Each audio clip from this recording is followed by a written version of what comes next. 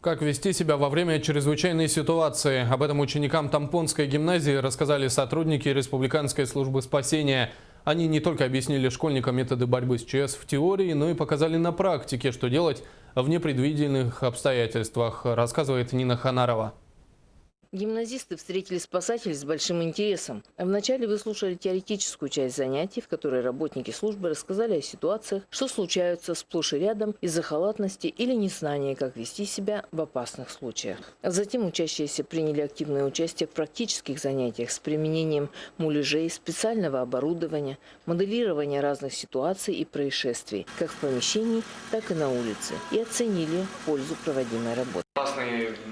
Случаи могут произойти чуть ли не на каждом шагу. Собирать мероприятия – это хорошо, потому что человек начинает уже понимать, что есть опасности для жизни и знает их, что немаловажно, как их предотвратить. Совсем скоро предстоит закрытие зимников, подготовка к безопасному пропуску паводковых вод, пожароопасный период, время летних походов. Поэтому полученные знания наверняка пригодятся ребятам на практике.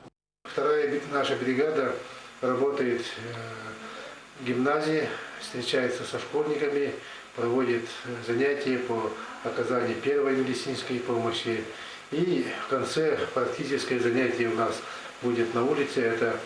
Это проведение мероприятий по деблокированию пострадавших при дорожно-транспортном происшествии.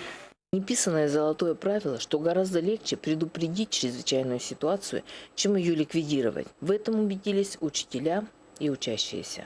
Нина Ханарова, Дмитрий Коротких, Гаврил Семенов, НВК Саха, Хандыга.